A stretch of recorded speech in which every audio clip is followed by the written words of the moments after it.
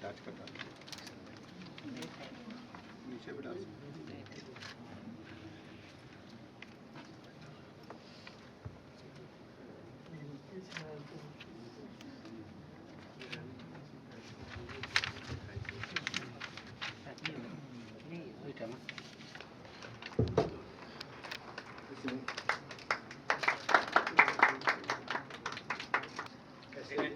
एक बार खोल के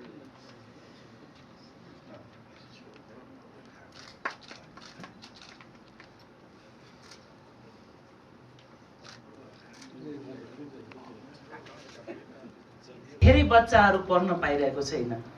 जस्तो पैसाको अभावले, सुविधाको अभावले, पढ्न नसक्ने अवस्थाले, किसानी हुन्छ, धेरै आम्दानी हुँदैन, त्यस्तो बच्चाहरू इन्जिनियरिङ पढ्न मन लाग्छ बट वो पढ्न पाउँदैन किनभने पैसाको अभाव हुन्छ। सबैजनालाई स्कलरसिप पनि पाउँदैन। त्यो भएर पनि पढाइमा अलिकति कमी देखिएको छ। शिक्षामा हाम्रो मधेस र हिमालतिर बढी अलिकति छ। अब बुद्ध इन्स्टिट्युट अफ टेक्नोलोजीको बाट 22 जना हामीलाई स्कलरसिप दिनुभएछ, जुनमा 11 जना डिप्लोमा र 11 जना बिटेक जुन इन्जिनियरिङ हुन्छ, जुनमा सिभिल, आइटी, अब कम्प्युटर या जुन मेकानिकल विभिन्न जुन विषय हुन्छ त्यो अब पछि हामीले उ गर्छौँ। र उहाँको बिएससी नर्सिङ र कुन एउटा भन्नुभयो थियो जिएनएम नर्सिङ, यो दुईटा गरेर 11 त्यो दुईटामा भयो। सो 22 र 22 44वटा 44 वटा अहिले हामीले उहाँहरूको माध्यमबाट उहाँहरूको लगानी, उहाँहरूको मेहनत, उहाँहरूको भनौँ न एउटा प्रेम, नेपाली जनता, नेपाली के अरे नागरिकप्रतिको जुन स्नेह र प्रेम देखाउनु भयो, यति मात्रै भयो नि सुरुवात भएको छ। त्यसको लागि पनि म उहाँहरूलाई धन्यवाद दिन चाहन्छु। सबैले हामी त गर्न सक्दैन, तर केही व्यक्तिलाई मेरो पहल र मेरो संस्थाको पहलमा, हाम्रो जुन संस्था छ र मेरो व्यक्तिगत पहल र हाम्रो संस्थामा ल्याएर केही व्यक्तिलाई पनि राहत हुन्छ कि भनेर मैले सोच बनाएँ। अनि उहाँहरू अर्को पनि एउटा स्कलरसिप जुन 1 क्लासदेखि 1 2 3 4 5 सम्मको बच्चालाई, त्यसमा जो पनि पढ्न सक्छ, 2 जना उहाँहरू एडप्ट भनौँ न। अब उनको स्कलरसिप जुन पढाइ हुन्छ, पढाइको खर्च, होस्टलको खर्च, किताब कपी उहाँहरूले 2 जनालाई दिन लाग्नुभएछ आज। त्यसको लागि पनि म उहाँलाई धन्यवाद दिन चाहन्छु। त्यसमा कस्तो हुन्छ भने कि बच्चाहरू यहीँ हुन्छ, आफ्नो प्यारेन्ट्ससँगै हुन्छ। अर्को होस्टलमा यदि दुर्गम क्षेत्रको छ, स्कुल छैन, त्यहाँ बोर्डिङमा हाल्नु पर्यो भने होस्टलको पनि र के अरे ट्युसन फी पनि, दुइटै फी उहाँहरू आफ्नो बिहोर दिनुहुन्छ बच्चालाई। र कोहीलाई लाग्छ कि प्यारेन्ट्ससँगै बसेर म पढ्छु भने उहाँहरूको प्यारेन्ट्ससँग बसेर पनि के अरे बच्चाहरूलाई फी र कापी किताब जे हुन्छ त्यो उहाँहरू तिर्नुहुन्छ। सो त्यो 4 जना त्यो भयो र 44 भनेपछि 48 जनालाई उहाँहरू। अब यसमा बच्चामा तपाईँहरूको मनमा लाग्ला जिज्ञासा कि बच्चाहरूलाई पढाउँदाखेरि कतिसम्म पढाउने हुन्छ नि। सो +2 सम्म नेपालमा, +2 पछि त उहाँहरूको आफ्नो इन्जिनियरिङ छ, बिएससी नर्सिङ छ, या जो पढ्न पाउँछ, जे इच्छा हुन्छ बच्चालाई त्यो उहाँहरू हायर एजुकेसनसम्म चाहिँ दिन सक्नुहुन्छ। चंदा चौधरी जी के साथ भारत और नेपाल पर बहुत सा काम किया है। विगत 11 वर्षों से इन्होंने ये भारत नेपाल का जो आपसी हम लोगों का जो संबंध है, जो ऐतिहासिक संबंध हम लोगों का रहा है, भगवान से लेके आज तक के जो हम लोग भाई बहन हैं, बेटी रोटी का जो संबंध है, नदी नाला का जो संबंध है, जो इन्होंने बृहद रूप में बताया है, उनके लिए हम लोगों ने काम करते रहे हैं। इन्होंने यह प्रोग्राम बताया, हमने अपने साथियों से बात किया, हम अपने बड़े भाई बुद्धा इंस्टीट्यूट ऑफ टेक्नोलॉजी जो इंजीनियरिंग कॉलेज चलाते हैं, इनसे बात किया। इन्होंने कहा कि चलो भाई, हम लोग नेपाल और भारत का जो संबंध है उसको और प्रगाढ़ करने के लिए आगे बढ़ें। और हम लोगों ने आके माननीय चंदा चौधरी से यह प्रस्ताव रखा कि हम लोगों का जो कॉलेज है, हम लोग का जो इंस्टीट्यूट है, हम लोग आपके संस्था नेपाल भारत मैत्रिक महिला मैत्रिक समाज के बैनर तले आपके संस्था से जुड़कर हम लोग वहां की बच्चियों को, वहां के बच्चे को स्कॉलरशिप देंगे, अपने यहाँ पढ़ाएंगे, और आप समाज के नाते, संस्था के नाते वहां उन बच्चियों को आप सेलेक्ट करके हम लोगों को दें और हम लोग उनको पढ़ाने का काम करेंगे। नियम के तहत काम करने से किसी भी बच्चे का हम लोग भविष्य को अंधकार में नहीं डालेंगे।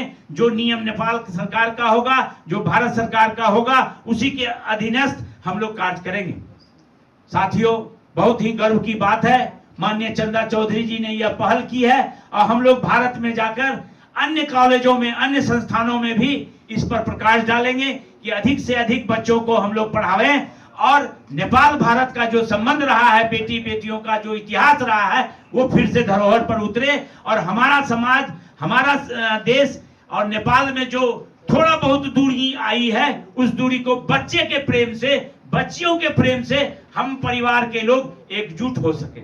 यह बहुत बड़ा कार्य है। बच्चे और बच्चियां, अगर किसी का बच्चे और बच्चियां कहीं और अन्य जगहों पर जाता है तो संबंध मधुर होता है, क्योंकि अपने बच्चे के प्रति सभी को प्रेम होता है।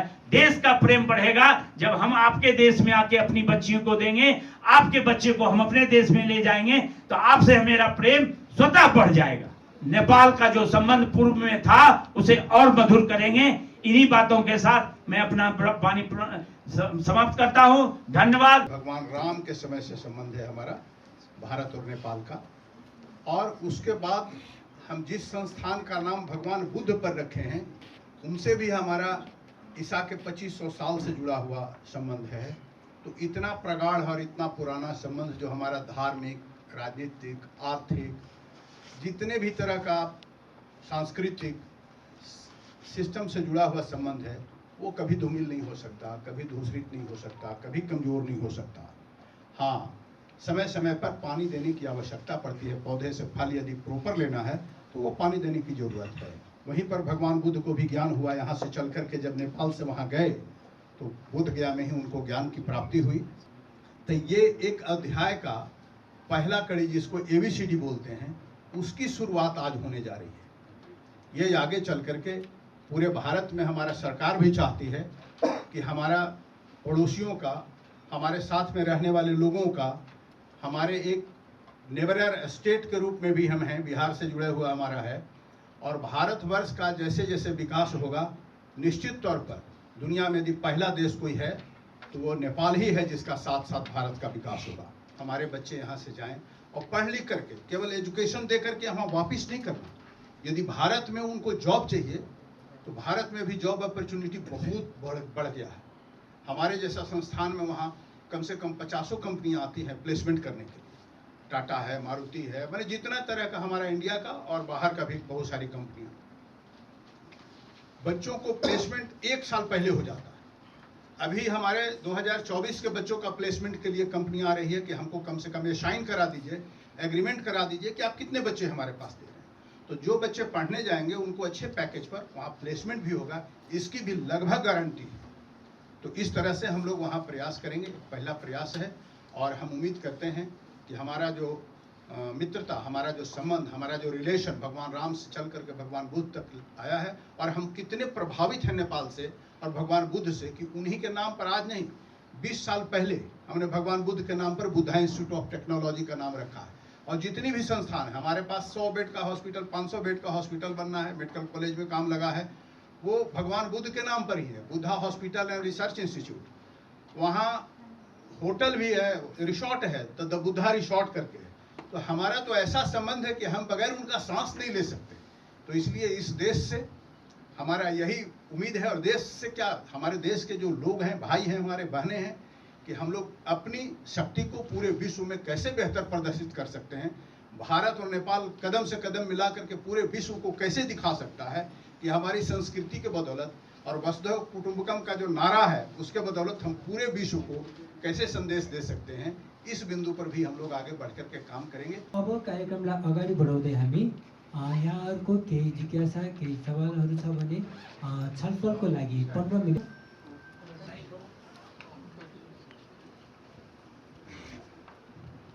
हेलो,